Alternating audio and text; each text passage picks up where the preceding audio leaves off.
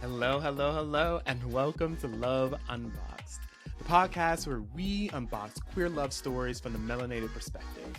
I'm your host, Manny, and if you were to ask me 3 keys to thriving in queer relationships, I'd tell you it's all about communication, understanding, and the courage to be unapologetically yourself. Welcome, welcome, welcome. Today's episode is nothing short of special. We are set to have a vibrant and insightful discussion with an amazing duo. Joining us are the phenomenal Preston Mitchum and his partner, Donald Cooley. These two are a Black queer couple. Okay. They are known to have a really dynamic presence, both in advocacy, but just in life in general. And their journey together, just really navigating the complexities of life, love, identity, and that really offers a wealth of experiences that are as empowering as they are just enlightening as well. So I just say buckle up. We're going to explore the depths of their relationship dynamics, their personal growth, and just the power of living in your truth with this fire couple. Okay. So Preston, Donald, welcome to Love Unboxed. Thank you. Yes, I'm excited to have both of y'all here. Listen, what an introduction, I can say, actually. Really. Listen, it is nothing but the truth, right? I mean, like that is what I mean. One thing Manny's gonna do, he's gonna do his research. Let me be clear Yes. on that. Okay. But also like I think it resonates with who you all are, where you all are going, your journey, etc. And so I'm just appreciative that you recognize that I'm gonna do you right when you come on Love and Box. Always. Okay. Yes. I'm Thank you for inviting of us. course. How have y'all weekend been? Like, what have y'all been up to? I know it's been a little bit of a cold and wintry mix in the Northeast over the last week. So, how's that been for y'all? I don't think the weather knows what it wants to do, and my body also does not know what it wants to do.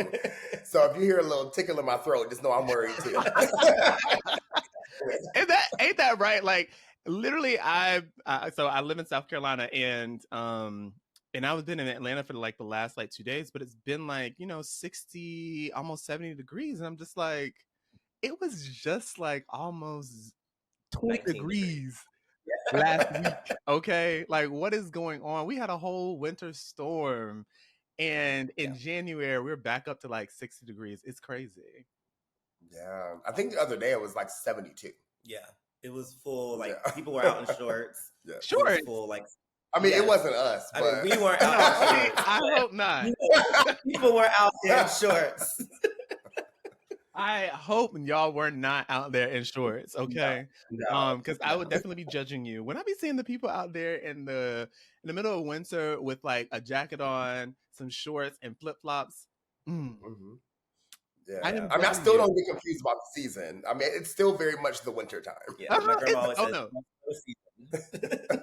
Exactly. It is definitely like the winter time. I'm gonna have no mix-ups around that. My mom, I said, it's so funny because I was going out the house and I was about to walk my dog, and this was like right when it hit like maybe 60 degrees outside. And I said, oh, it's a nice day. It feels good out here. And my mom says, you better be careful with that. And I was just like, what you mean? What you mean? You better be careful with that. Because, the older generation, they're very much like, you better put a jacket on. I know exactly what the season is. I don't care if it's 70 degrees outside. I'm going to have a jacket and a hat on because you're going to get pneumonia. You're going to get something. Yeah. Okay. It's always a pneumonia weather comment. Yeah. It's always. I'm like, girl, it's 60 degrees. It's okay. I'm just going to walk the dog. Like, it will be okay. But like I said, like I'm excited for y'all to be here. I think we have a really like fruitful conversation, like kind of like set up for you all. Really one of the things that I want to dive into is just exploring you all's like individuality, your identities, exploring a little bit more about your backgrounds, your personal journey, and how your unique experiences have really just shaped who you are today. And so just share a little bit about like your background and your journey and really how that has led you to become like the person you are today. And Donald, we'll start off with you. Thanks.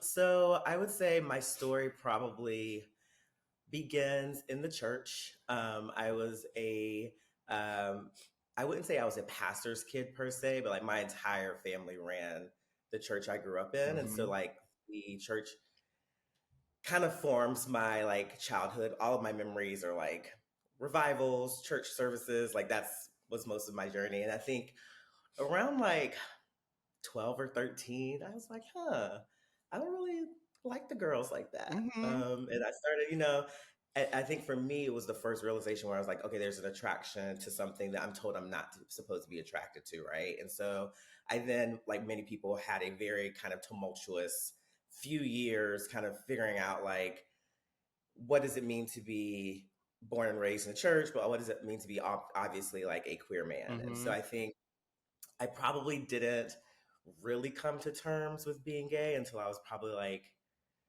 17 or 18. I had a boyfriend in high school. And so that kind of was a very, different dynamic for me and my family to navigate. My dad hated it. My mom had my back. So, it was an interesting thing. And I think because I had to figure all that out, figure all of that out for myself Mm-hmm. and mostly by myself, it kind of informed how I was able to kind of navigate both coming into my queerness, but also like going to college and then going to law school eventually. Like I'm used to kind of figuring things out, even if I don't have the tools or the resources to be helpful in that moment. And so it made me like a fiercely independent person. I Mm. have an older sister who's like 9 years older than me. And so I always say like I effectively grew up as an only child. And so like there's like an only childness plus independence factor that I think kind of led to me being who I am. Um, I've always been kind of the rebellious one, even like when I was growing up in the church. Like I was my Sunday school teacher's like hated student. I was like, but wait, if Jonah was in the whale, how did he eat? Uh-huh. Like, like I was just always that like inquisitive person, which I think led me to loving the law. Like my undergrad degrees are in philosophy and political science. So a debater, a thinker, someone who's always looking curiously, curious intelligence and all that.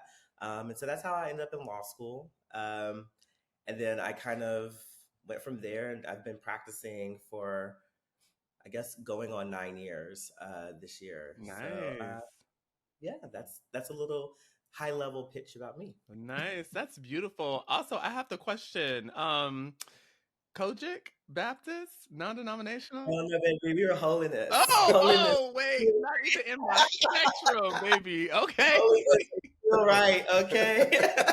Wow, didn't even think about it. Okay. That that Yeah. that that that must have really been interesting for you to navigate, because I feel like outside of Baptist, Kojic and holiness, like, and some other denominations are very much more strict around Oh yeah. how they navigate homosexuality, and things that they deem not of God. And so it's interesting how you said like your mom, was okay, well, and with navigating that, but your dad, like, I'm not surprised with you saying like, no, like, Yeah. not interested.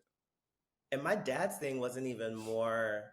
It was more so like, what are other people going to think, Mm-hmm. right? Like my dad, it's a pretty big family, a lot of men, like one of 4 or 5 brothers, and I have an aunt. So like he was more so like, what are my boys going to say? And I'm Mm-hmm. his only son, so he was like, and I think for a long time I carried around that. Okay, I got to walk upright. I got to talk different. Okay, if I walk a certain way or if I don't lower my voice when I'm talking to, like, and I think that's so much to put on a child Mm-hmm. who's also like navigating puberty and navigating like middle school and high school. People are just mean. And so like, I think trying to figure who I am, but also like, how does that impact my parents or my dad in particular, was a lot to go through Yeah. as a teenager. But yeah, I have stories for days about growing up holiness and also liking the boys. So Okay, listen, I understand. I'm a PK myself. Like, my dad is a pastor. My mom's an ordained minister. And so, like, I've grown up in the church my entire life. So I understand and I connect with you, especially around that point around, like, what are my boys going to say? Like, thinking about what other people are going to say. I remember when I had first came out, and my dad, I was in Ghana. That's when my dad, like, called me and, like, asked, hey, I want to know more about, like, what's going on here. Right. And I told him. And when we're on the phone, he was like, okay, I want to pick you up from the airport when you get back from Ghana. I was like, okay, cool. So he came to Atlanta, picked me up from the airport, 2-hour drive back home to Greenville. And so, we're having this conversation. And, I remember one of the things that he had said to me was, like, being careful of how I portray myself, basically outwardly, right? And that is one thing that has always stuck with me, because it wasn't the only time he said it. He said it again when I had put something on Facebook.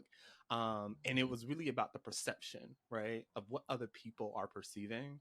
And I think that was something that really, without him knowing, right, really damaged my ability to explore my queerness even more at a young age, when I was like, I was 19, I think, at the point. At that point, being able to explore more of my sexuality, who I am, and my identity. And so I always find it interesting to hear about other families and parents who have said the same things, and how that may have, like, impacted your journey, right? But Preston, I wanna hear from you as well. Share a little about your background, your story, as well. This story question is always difficult for me because I don't know. I think my story changes all the time the more I think about my childhood. Mm-hmm. I always have this, like, very soft spot about about my inner child, I will say. So, when people ask me questions related to, like, let's see, are your baby pictures? I'm like, I could send you 2 of them. Like, I just don't, like, those things were just not captured in my family in that way. And if they were, I don't know where they are. And so, always a difficult question for me, I will say. So, I grew up in Youngstown, Ohio. Also roots in Dayton, Ohio. So even when people ask me, like, what's your hometown? I'm like, it depends which day you ask me. Like, most of the time I say Dayton, Ohio, because that is where the bulk of my mother's side of the family still lives. But, I think contrary to what it sounds like you both your experiences are, I was not raised in the church. And it's interesting even when I reflect on that, because there were many times we would go to church, but I just don't seem that as, like, me being raised in the church, right? Like, I remember a lot of conversations from it was a church, maybe I shouldn't say the name, but I will, Rising Star Baptist Church in Youngstown, Ohio, because there was so much controversy about this church even growing up. I mean, this is probably not a surprise to many people who did grow up in the church, but I heard a lot around, like, who was sleeping with whom, right? Like, which parishioners were sleeping with people in the church. And it became a lot to even digest, because I was like, this seems like quite the opposite of what I think people are going to church for. Maybe they are going to church for these reasons, but it just confused me always. And so that's just what I remember growing up. Also grew up with, like, a lot of dads, but no father figures. And that was always an interesting moment for me. My mother's been married 3 times. And I think, like, oftentimes, unfortunately, I would kind of see her put a lot of her love and life into adult men, and figure out how to navigate that way. And so, like, I honestly don't think I could tell you what a lot of reflections of love looked like when I was younger, because I'm still processing it to this day. I mean, Donald will tell you I talk about this all the time, because I'm just like, I have no idea, like, what I'm supposed to think about my own childhood. And so I fought hard, both physically and mentally, and literally, and metaphorically, right? So I remember just getting in so many fights growing up. Just, I don't think until recently that I figured out it was because I was so angry at so many things, and just trying to figure everything out, from moments of sexual violence to witnessing my mother experience domestic violence. I'm trying to get out of this idea that I don't think I had a good childhood, but that's also just what I deeply feel the more I really reflect on it. And it's not because I don't think people tried. I think people very much tried the best they could. And their attempts at trying harmed me a lot. And I think especially as the only boy who clearly grew up around all women, and really like trying to understand what femininity looked like, what masculinity looked like, why I was doing things that were perceived as too feminine. And then, you know, a lot of this really built, again, as I stated, a lot of anger. And I took that anger and really put it into things I cared about, and that was Black folks. So, you know, even when I went to college, you know, my background is political science and Pan-African studies. That's where my bachelor's are in. And a lot of it was because what I knew how to do two things. I knew how to argue, and I knew I love Black people. And those were the two things that mattered a lot to me. You know, and I took a lot of that to then go to NCCU Law for my law degree, and eventually got an LLM in law and government at American University, which took me to DC, which is where I've been now for about 13 years. So, you know, again, for me, the answer is always all over the place because I think every day I'm figuring out what my childhood actually was. And to the point you both are making, how to not care about perception and how to just realize like my story is mine to tell, Exactly. even when it, you know, may harm you or you may be embarrassed by what you're hearing. It's like, you know, I really can't help that. You know, my story impacts me and obviously can help other people, you know, the way I share it. So that's a bit about that there. Again, I'm really processing that every day. Yeah, no, I get that and I understand that. And there are so many points that you made throughout that conversation, especially around like just still processing your childhood, right? Like we are expected to just kind of know, to understand, to just fall in line oftentimes throughout like our adolescent years, right? And so a lot of times, you know, it's just that we suppress some of those memories. And because many of them are for Black queer people, especially, are traumatic experiences, right? Where like we don't get the opportunity to um, often process as we are living through our lives and our truths, right? And so it's not until our adulthood where we have to wait, like, oh, I'm being asked about these things now, and I'm actually processing them and I'm navigating them and I'm trying to figure out like, okay, how do I overcome some of these things that I need to unlearn from, you know, my adolescent years? And I think what you just shared is exactly that, is that it's okay to still process. It's okay to not know. It's okay to be in a place where you're still trying to figure those things out. And I think that's really important for people to hear. And I think like you said, like your story is your story to tell, right? Yeah, and can I just I think part of it is I'm just tired of feeling sad Yeah. about it, right? Like I'm just exhausted because my life is good right now, Mhm. right? And you know, do I think I had to go through what I went through to have this side of life? No. Mm-mm. But do I think that shaped a lot of how I move throughout spaces? Absolutely. And so, you know, I just don't want to consistently feel sad about how I grew up, right? And while simultaneously recognizing it's just the reality that Yeah. I experienced and what I feel a lot of times. And the reality is also people are shocked. I mean, I have a bad memory sometimes, admittedly, but I think Listen, people I are got shocked. Like, amnesia too sometimes. listen, but I have two sisters and I'm the youngest. And I will talk to both my sisters. They're like, "Do you remember so and so?" I'm like, "No, who was that?" And they are giving me like vivid descriptions of them and like places that I've been with them. And I'm like, "Y'all, I think maybe this is helping you more than me, but I have no clue who this person I is." do that all the You know? time. Yeah, and I imagine some of it is a trauma response. Mhm. But these are individual people who have not done anything to me. I Mhm. think it's just like the environment was traumatic. So most of the time, I just try to erase anyone who was involved in that environment, Yeah. and I hate that a lot of times, admittedly. Yeah, yeah. I completely understand and relate to what you are saying, and where you're coming from. And so I'm curious to know like how you all's identities like intersect within your relationship at this point.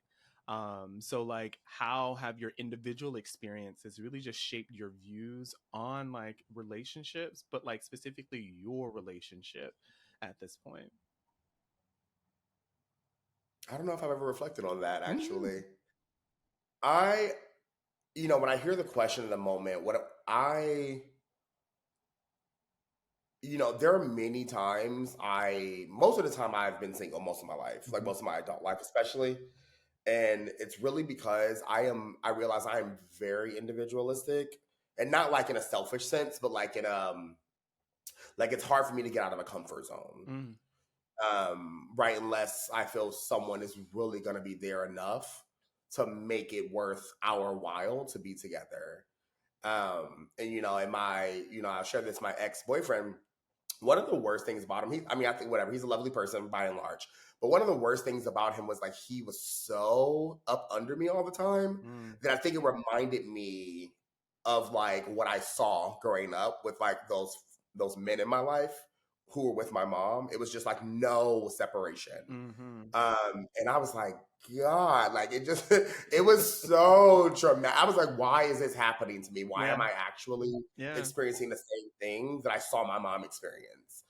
And so I think I had to realize that like that was some of the things I started to connect after a while was like, I'm realizing like I may actually be more like my mother than I ever wanted to be in some instances.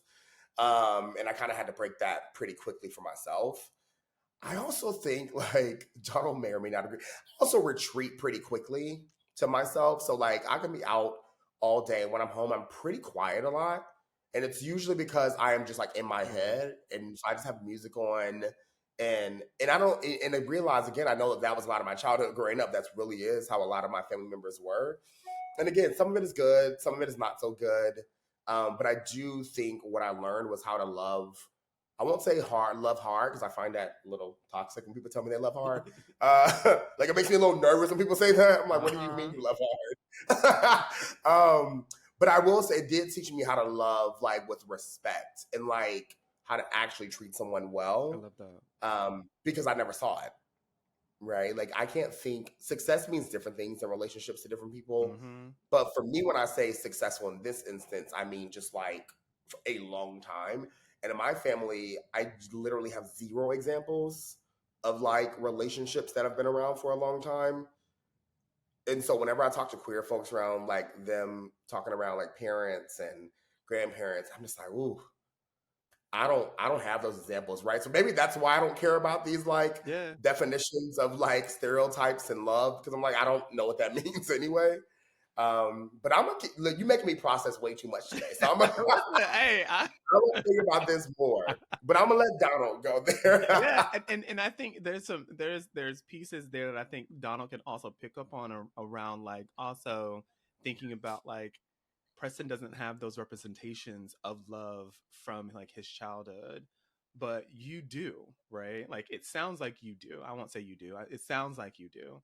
And it would be great to be able to not only hear like how your individual experiences have shaped that, but also like how you have been able to leverage maybe the perspective that you have in being able to support Preston as well.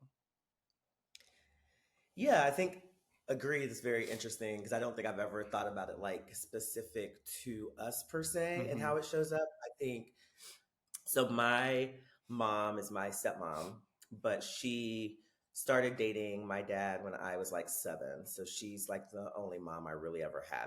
My biological mom passed when I was really, really young. And so I think from the very beginning, like I've known what it's like to have like unconditional love. Like my mom was his girlfriend and my dad traveled a lot. So like she was at every chorus concert and every PTA meeting. Like she was just his girlfriend at that point, right? And so like from a very young age, I know what it was like to experience someone who just no matter what was going to have my back, even when I was like stepping out of line. And I think that has shaped me a lot because that's how I approach all of my relationships. Like I think you've asked any of my friends, like I am fiercely loyal and like I show up for the people that I care about no matter what's going on. And I think I've been able to kind of leverage that with Preston. I think that there's like some people who have expectations about relationships for like what they see on TV or like what they saw their parents go through. And I think one thing that this relationship has taught me is like the ability to just kind of like craft your own story and your own rules. And I think a part of that is loving someone like when they don't want to talk or like when they need to process. And I think understanding that we both were people before we got into this relationship, right? So like, you don't just stop being someone who's an extrovert and goes out, or like your friend groups don't change just by virtue of dating me. And I think opposite of Preston, I wouldn't say that I am like a habitual relationship person, but I've definitely spent more of my dating history in relationships than single. Mm-hmm. And I think I've been able to leverage that in like what I don't want in a relationship. So I think by the time we met, I was crystal clear on like what I wanted my next partner to be like, because I knew what were the pressure points in my last relationship. Ooh. So yeah. Come on, pressure points, because like that actually helps me transition into this next question that I do have, right? Okay. And Preston, you may not remember this, but last year you did an interview with Glad, who it's like, shout out to Glad, love Glad. I use their resources all the time. But one of the things that you had mentioned or discussed about like when you were on Martha's Vineyard, you talked about this idea of like the beauty of emotional moments and like intellectual discourse being able to play out like on television for people to see, right? And so Yeah. I'm curious about like how do these elements like play out in your relationship with Donald, and kind of like where you both are on that journey. Because for me, I think about it as, something around communication, right? And effective communication is so essential in a relationship. No matter if it's your partner, your friend, your family, communication is important. And when I heard you say those two things around emotional moments and intellectual discourse, I was like, oh wow, that's profound. I like that. It's funny. So the question that people always ask whenever they figure out Donald is an attorney as well, and they're like, "Oh my god, how do two attorneys do it?" Mm, I'm like, it's actually not that challenging. It's actually probably been and I don't say easy, like, oh, a relationship, because I don't think any relationship is easy, right. right? It should not be a lot of work. Yeah. Like, I think there's going to be some elements of work to any relationship, friendship, etc. But we really just be chilling. And when we need to talk about something, we'll talk about it. Like, I can't think of many like big arguments we've gotten into. Like, a lot of it is just like a conversation, and you disagree and you figure out where you disagree or agree and move on. Yeah. And honestly, thankfully, we happen to agree a lot around things related to like intellectual discourse, Uh-huh. right? Or just like things we're reading, or, it doesn't mean we agree on everything, right? We have those moments where we know we don't, and we'll talk about it. But, it's really, I think that's what makes it so beautiful, honestly. Like, again, I don't pretend it's easy, but it is very much, from my perspective, one of those things where it's like you talk, you don't sit in it, and you move on. And you move on. Right? A lot of people really sit in their shit. And I'm Mhm. like, and that's helped y'all how? It Right? ain't doing nothing You but know? festering, right? Like you are just Yeah. it's eating at you, and it's eating at like you being able to think about the things that you actually, what are the important things, because that conversation could have been had, you move on from it, and it is what it is. But like people like to just sit in their shit, and I just I can't do that. And there are times, I believe, where people kind of just don't want to address something Mm-hmm. because they don't know how it will be perceived That's true. by their partner or partners. But the reality is, you don't know until you share it. One of the things that I learned, I don't remember who shared this with me, but it was some years ago when someone said, "Be mindful of how someone treats you when they're angry at you." Oh yes. And so I had to really think about that, Can you because I'm say just that like, one it's more easy. time? I'm sorry. Yeah, like, no, it's real. Like, be mindful about how someone treats you when they're angry at you. That's Yes. probably the real. Mm-hmm. Yeah, That's the real them. if Yeah. someone starts to ignore you or like really snap or yell at you, like, that is actually probably them at their core. And it doesn't mean they love that part of themselves, but it's probably actually who they are in their worst parts. Yeah. Like, even when Donna and I may have been upset with each other, I can't think of a single time we've raised our voice at each other. Mm, And to me, that matters a lot. yeah. That matters a lot, because what I remember growing up is yelling, right? And that is where I'm absolutely gonna stop listening. And so I just think I'm grateful that we're able to have those conversations, Yeah. um, because I think we're both emotionally intelligent. Um, Yeah. And yeah. I was gonna say like the whole, when you're like in the leadership training, they're like assume good intentions or whatever. Like I think that actually does have some practical value in relationships, because even when we've had discussions where we're trying to get to the bottom of something, or we're just trying to see, like, you always assume that the other person is coming from a place of good, Yeah. and you're trying to like, and I think a lot of the times it's not even arguments, we're just trying to like seek clarity, because we do have very different backgrounds, and like we both have come to this as different people, and now we're trying to build this partnership and this relationship together. And so there are going to be some times where Preston might say, okay, well, like, tell me more about why you feel that way, or you never mentioned that, so how would I, things that make you kind of also be introspective, because it's so easy when you're upset at your partner to kind of just sit in it and be like, they did this and they did this, and it's like, okay, but what did you do? What did you communicate properly? Mm-hmm. Did you actually give them a chance to respond? Did you give them a chance to change? Do they know, like, there's so many moments in a relationship where I can't be the mind reader, Mm-hmm. and he can't be the mind reader. So if there's something that is bothering you, and sometimes I think for me, like, I am a choose your battles person. So sometimes things like might annoy me, but like my rule for myself is if I think about it for more than 24 hours, I need to bring it up. But like if I move on from it, sometimes it's like that just annoyed me, and I might just been having a bad day, So you have to figure out how you also handle conflict, I think, in relationships, because that will also help you as you navigate. Yes, that's so true. And I talk about that 24-hour rule like often too. It's like, if it's bothering me after 24 hours, was it really a problem? Or is this just something that I'm just like nitpicking at, right? Sometimes you're just having a day. You're just It's it's just like, having a day, right? But if it's still bothering me after at that 24-hour mark, I'm probably gonna say something, right? But if it's like if it's I think I said it backwards.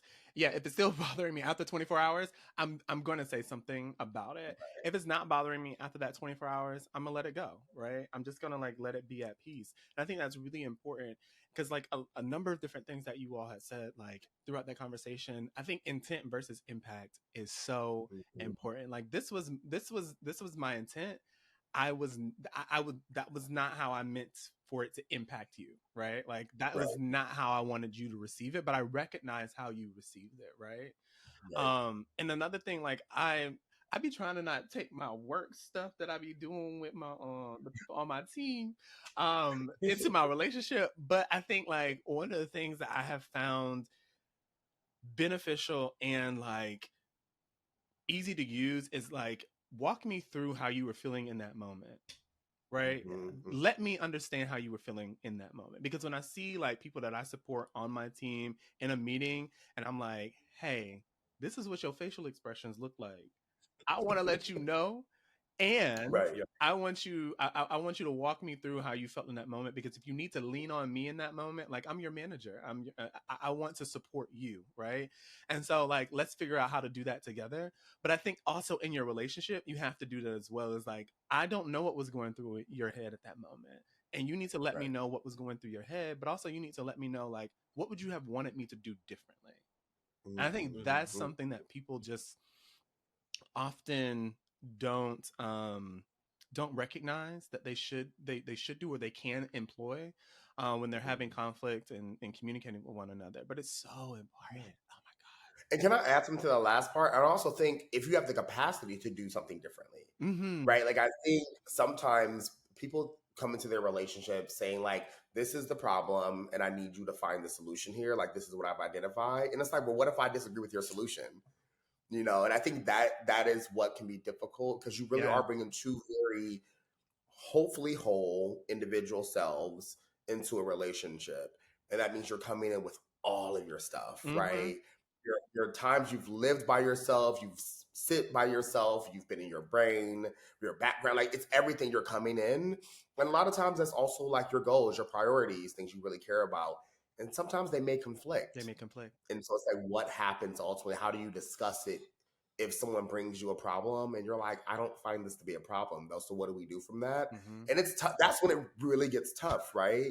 And there may not be an answer to that, But I do think a lot of time couples really do need to think more about that, because sometimes the goal is not to agree, right? It's to understand each other and to figure out what we can move on from. Yeah, it's a healthy balance of compromising. That's how I view it, right? It's like not everything you're going to be compromising with one another on, but you have to find that balance of like, this is something where I'm going to stand 10 toes deep on business, okay?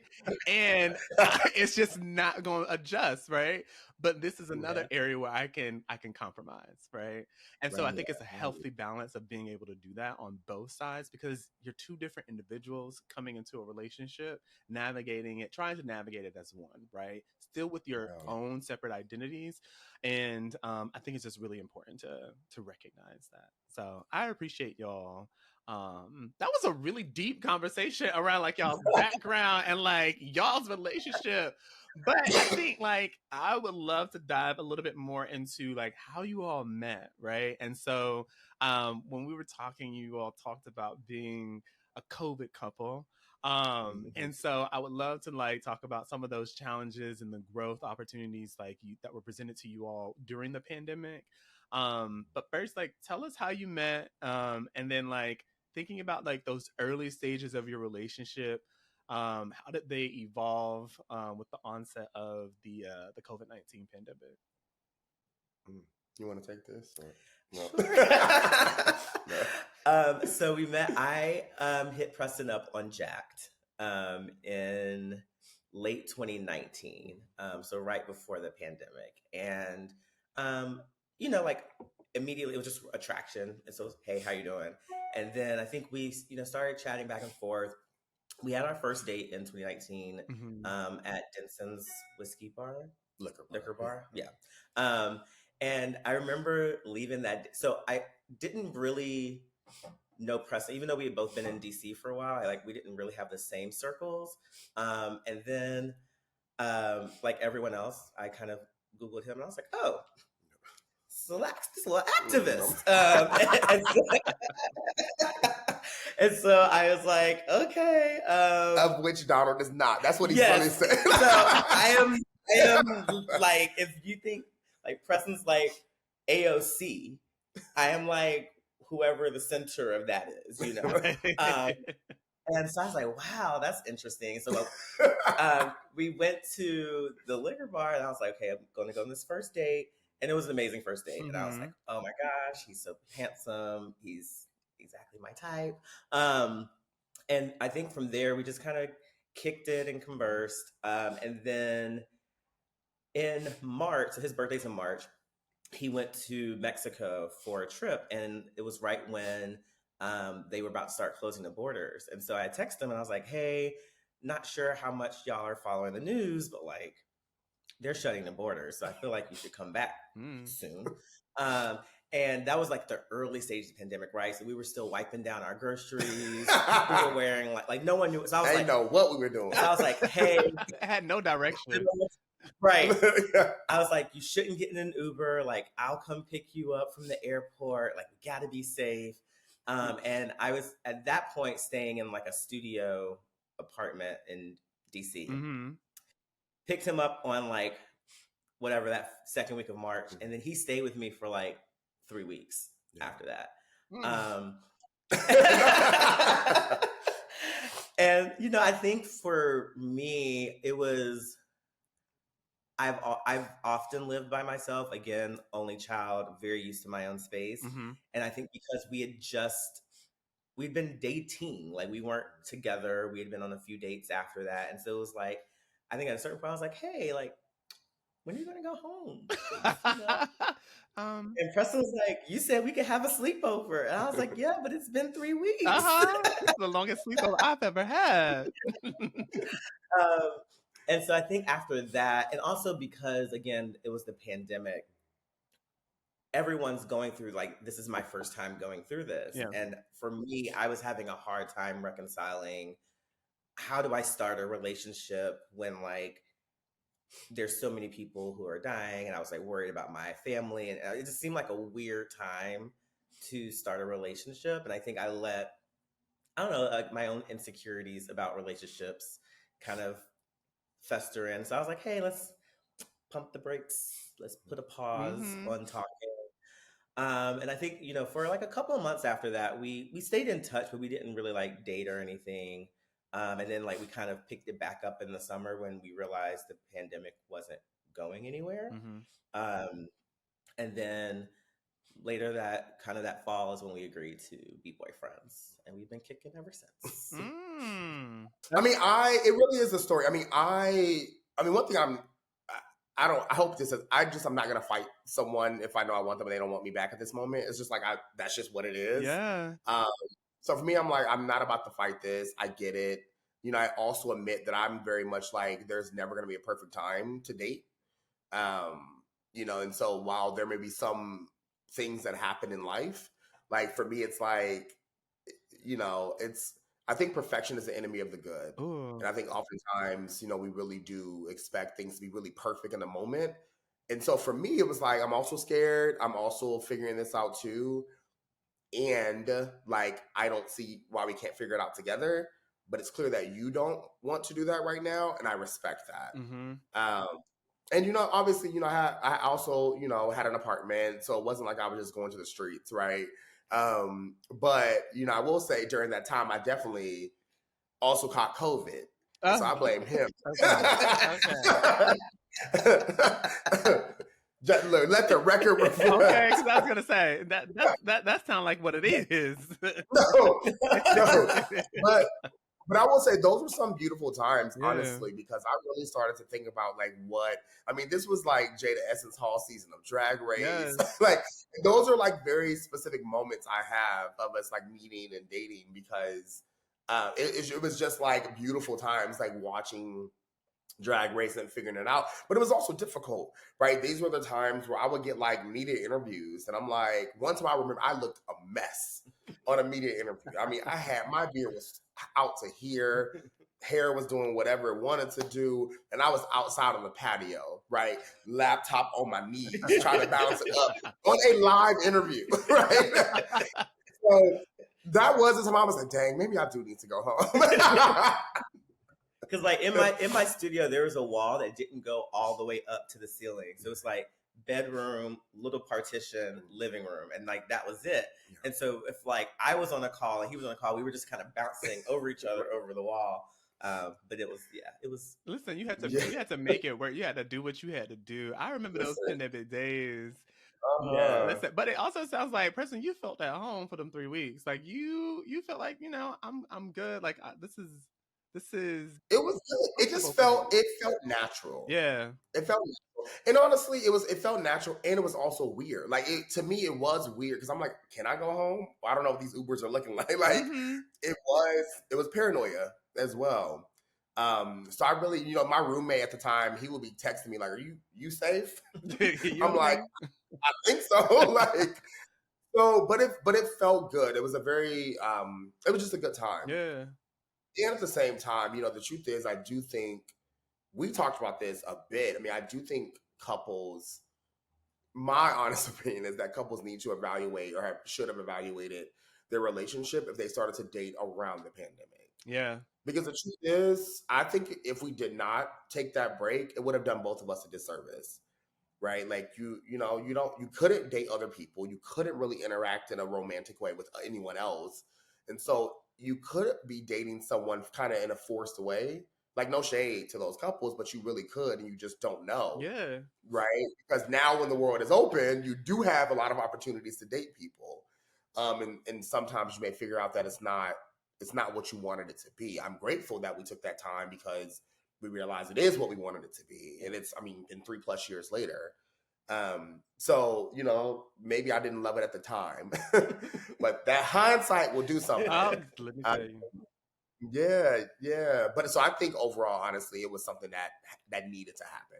That's good. That's dope. And I think that's like beautiful, you know, when you talk about like figuring out like, is this your person, right? Like, and thinking about like, are we just like kicking it just to kick it?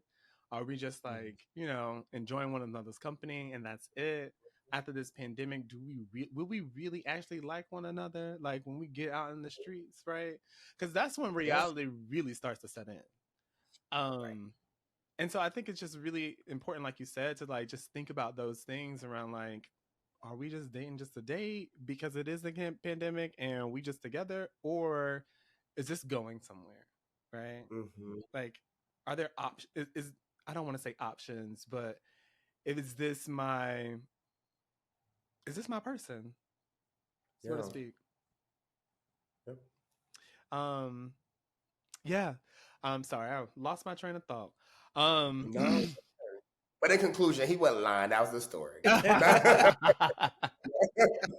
Well, I appreciate that story, and I think it's a dope story about like how y'all navigated the pandemic together, and like just figured out like, hey, maybe this isn't working in this way, but like actually like I want to rekindle or I realize that like actually like this is a relationship that I want to navigate and I want to be in. So it's so funny because when you first mentioned like that you all were a COVID couple, I had no clue what a COVID couple was, right? And so I was like, what's this? And so, we talked about it and everything. And so naturally, as we do in 2024, I asked Miss Chat GPT, okay, what is a COVID couple? Give me more information. Like, clue me in, baby. And so she gave me a rundown of what a COVID couple was. A couple that was just navigated, got together during the pandemic or right before the pandemic, and they're still together. Da, da, da, da. And so I also asked her to give me some alternative names for a COVID couple. And y'all want to hear some of these alternative names? Actually, I don't know if I do, but yes. No, but I was just like, okay, these are interesting. So 4 of the names that ChatGPT gave me are pandemic partners, bubble buddies. I was like, okay, that's interesting. It's the concept of like being in a bubble together, lockdown lovers, which I was like, that sounds like I like that. Okay, chat girl. She's giving us what we need, right? And so I was like, that sounds like some type of like A&E, like love after lockdown, right? Type of vibes. What? No, I was gonna say that it sounded like a little MSNBC special. Yes. Like I guess that's what we need at this point. The last one, and I thought this was so funny, Quarantine Queens. And I was just like did ChatGPT make that one? Did you make that one? No, she made that one. She made that one. Do I need to share my screen because she shared that one? And I thought it was like, okay, you must know that like I'm talking to some gays today because what is going on? Right. I was like, that's a read, baby. That's a read. Okay. Not her loving alliteration. Okay. I was like, okay, this is cute. This is funny. So those are the 4 names that she gave me. And I was like, okay, well, we can go with, whatever. We can continue to go with the couple. We can go with lockdown lover, quarantine. Let's go with lockdown lovers. So that might be the name of your episode, Lockdown Lovers. I was gonna Look, put it in the show notes. That is so funny. But I love some ChatGPT. Let me tell you, I would not have a life if it wasn't for ChatGPT at this point. I don't know how I would do life. Black folks have to really lean into AI a little bit because it's not going anywhere. It's not going. So we have to learn how to ethically use it. Listen, but I'm gonna use her. If I have to use her, I'll use her. She's gonna write some sickening emails. Drafts, strategies, all kinds of stuff. Like ChatGPT has been my saving grace because the amount of let me tell y'all about corporate America. And y'all already know about corporate America. Corporate America will run you dry. And I just be like, how did people do this? Yeah. Before like AI was available. Like how was I functioning in life before ChatGPT? You know what I mean? Yeah. It's just, I can't fathom my life without using it at this point. Like, it's not perfect, right? But at the same time, like, it has helped me be more productive. No, seriously. Like, she's that girl. So, like, I'm going to keep her around. She's going to stay in my back pocket. I actually pay for the Chat GPT 4. I had to go ahead and upgrade. So, she's that girl. So the last piece I want to talk to y'all about is kind of like a little bit more of your relationship dynamics, right? And so I want to ask, like, what have been some of the biggest like challenges like y'all have faced as a Black queer couple, like especially regarding like societal expectations around Black people, Black men, toxic masculinity, like all of those types of things that have like are part of like the norm in society. How have you all navigated some of those challenges as a Black queer couple? You know, I'll be honest, I don't know how much I think we have experienced from the outside in that way. I'm actually curious to hear your thoughts if you think, because I just can't think of, I mean, I can answer this differently for sure. But honestly, I think in many respects, we're a little privileged in some instances, right? Like we both, you know, do well respectively for a living. We have a lot of support from community. Mm-hmm. So I'm grateful for that. I think what I oftentimes think about is like what society deems to be the only version of a healthy relationship, right? So people have to be like strictly monogamous. They have to be like neatly fit within this line that, and it's stuff like that I think I always say like a lot of queer couples believe they have to be a parody of heterosexual relationships, Mm. right? Like parity parody. And it's always fascinating to me because I'm like, you don't see it's not working for them either. So it's just always fascinating for me personally. But I am grateful, like honestly, that I think in many ways we've experienced a lot of support in ways that I don't know if I thought would have been true previously. Don, what's your Yeah, I perspective? think. I think also just owning the privilege of like living in DC, Right. being able to choose the places and spaces that we're in. Like, I don't think that we personally have had to like, solve for any like great injustice or anything, right? I think it's been more figuring out, we are two Black, we're two Black queer men, and like figuring out what that means for when we individually experience something. Right. And I'm able to come back to him and be like, hey, I dealt with this microaggression at work, or like, oh, I was out, and like, and having someone who understands that. I think for me, the beauty is, I've always, and like, no shade to the interracial couples, but like, I've always been like, I want to date another Black man for a lot of reasons. But the number one is someone to understand those moments. I don't have to explain, like, this is why it's crazy that someone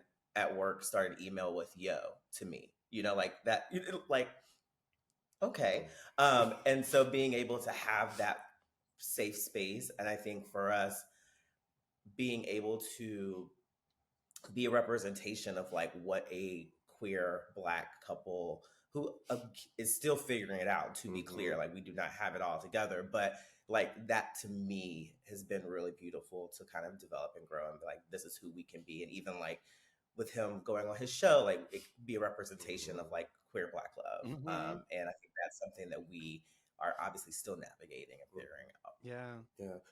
Because I think in many ways that can be the difficult thing, right? Like when we first met, like it was pre-pandemic to be sure, but it was obviously like people started to have their tickles in their throat.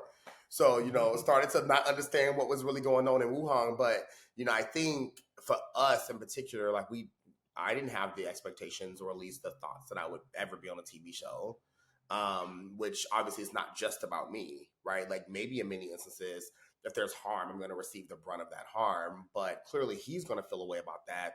And when I tell you nobody pops their metaphorical earrings off faster than this man.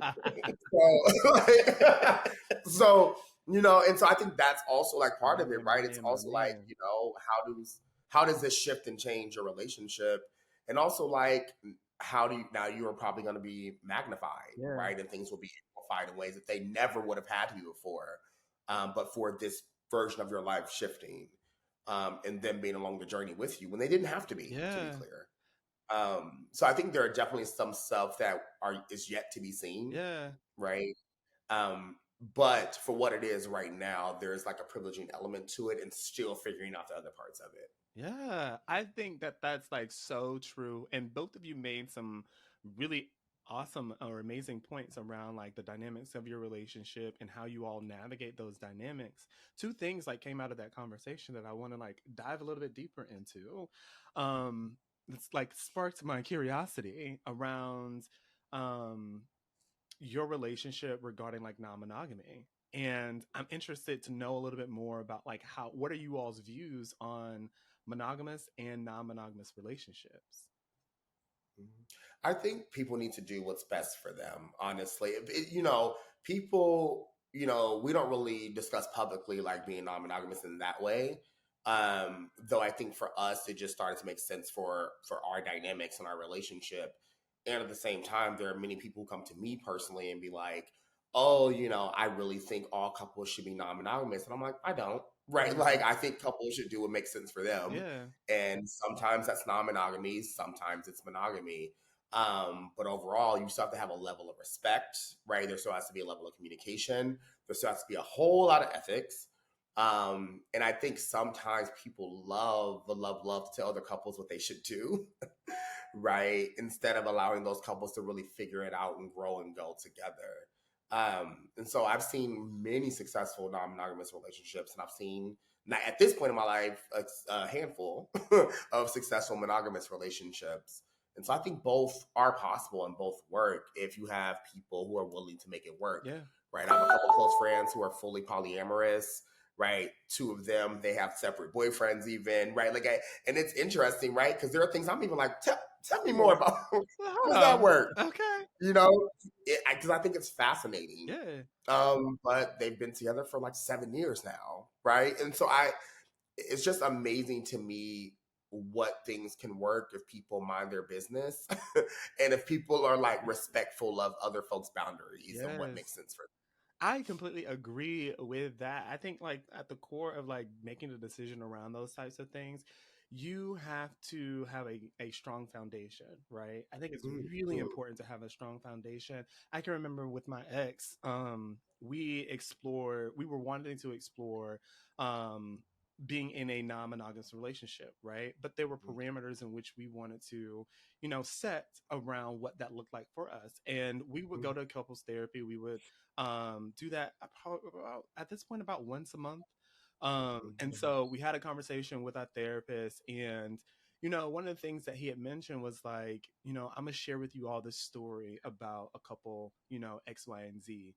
And at the end of that, he said basically like their foundation was not strong enough for them to be able to carry the weight of having a non-monogamous relationship. And if that's something that you all want to explore, you have to figure out what is a part of your foundation, what is a part of your core, what are the things that you all can refer back to, connect back to on, etc., so that like it does not destroy the foundation of what you all have and set up. And I think that's a lot of times what people who want to explore non-monogamous relationships fail to realize is that your core is not strong yet Yeah. enough, right? Sometimes you get into a relationship and it's like 6 months in and you want to, do your thing. And it's like, wait a minute, hold up. We still trying to navigate some things like on our own, right?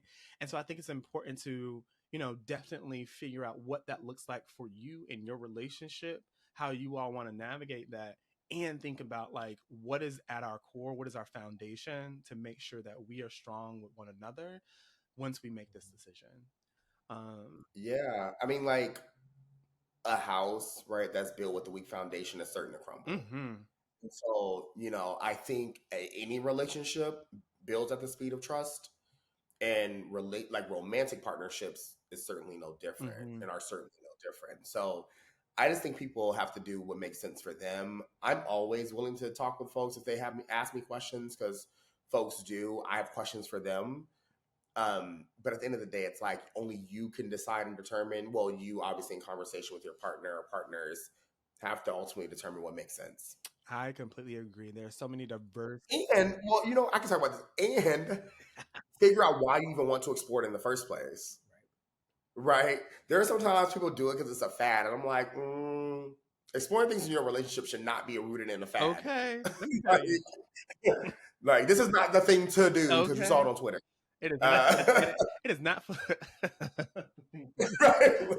It is not for the faint at heart, you know? It is No. not for people who just want to explore it just to explore it. It is for, you know, this is an option, you know, that you want to present in your relationship, and that like you all want to do this something together, right? And it has to be both of you all making that decision. One person cannot be just persuaded into doing it, right? Right.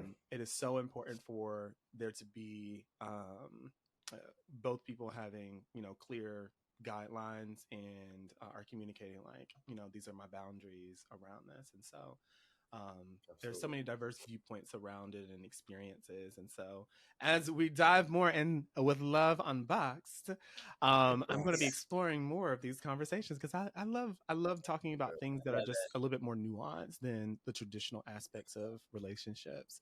The second thing that I wanted to mention is one of the things that you had said was centered around like specifically you, Preston, centered around like how Donald kind of supported you going on to, you know, explore like reality television. And like I'm interested to know a little bit more like about while you were there, you know, how did you lean on Donald to navigate, you know, the weeks that you were there, but also like from Donald, from your perspective, what did you also do to support Preston like in that space and in that experience? Yeah, I don't think he kind of supported me. He definitely supported me. I mean, I talk about this a lot this upcoming season. Me, honestly, I don't know another person as supportive as Donald. Mm-hmm. And I think he is true when he says, like, I'm fiercely loyal. Like, I, I have many, many great friends in my life. Lord knows I do. There's just something that's really special about your partner who you never have to question whether they're supporting you. Mm-hmm. Um, even when it's something that may not want to do, right? So season one, I think I leaned on Donald a lot less, believe it or not. I mean, all of it is a lot, right? But season two, I definitely needed him because when I tell you, I had to cuss some folks out, like, yeah. So I needed him a lot more this time around. A lot more this time around. But you know, a lot of it for me felt like even asking the question, like, I mean, honestly, just being like, this is something I want to explore. I'm like, this opportunity, I was cast on a reality show when I was 18, so almost 2 decades ago, but didn't pursue the opportunity ultimately. And I was just like, these opportunities don't come around once, let alone twice. And so, it would, for me, I felt like I had to explore it, pardon me, and talk to him about it because there were several interviews, right? So I was interviewing for months, it felt like. Um, and, there were some moments it was radio silence. So I'm like, oh, this is not going to happen. And then the next week I'll get an email like, you've made it to the next round. I'm like, what? So, I think after a while, I was like, this seems like it's going to happen, babe. Like, I like, tell me more about how you feel about it. And of course, he drew some lines and some boundaries for himself personally, just given work and life, and things that I have no choice but to respect.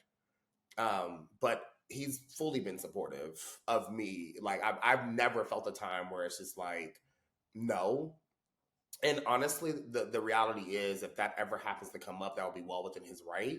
And then I will have to figure out what that means for me in terms of TV, media, entertainment, etc.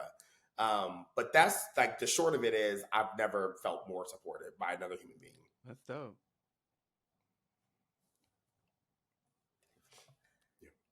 Yeah, I think for me,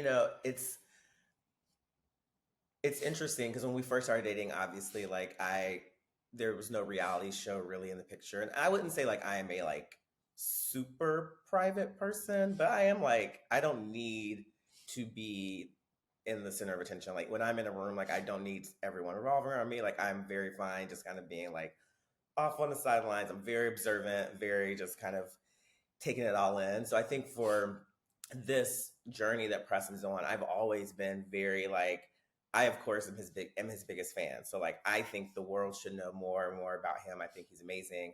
that doesn't mean that I need to be along for that ride, like in front of the camera. Like I have no desires to be a reality TV star. Like but I, as alluded to earlier, I am my man, my man, my man. Uh-huh. So like if you tell me to show up or you need me to come, like I'm coming and I'm gonna show up. And so I think for me, it's just been, as this journey goes, like we both have to be mobile, right? We both have to be willing to talk about how we're feeling in the moment. Like even when this upcoming season was happening, it was like, oh, this is like another season and he was going to be gone longer. And it was like, okay, well, how do we navigate, not seeing each other? And what does that look like? And like when he is filming, sometimes, there are days it's like, I don't talk to him. And like, that's very different than our normal, I'm talking to you throughout the day. So just figuring that out, I think was probably the most challenging.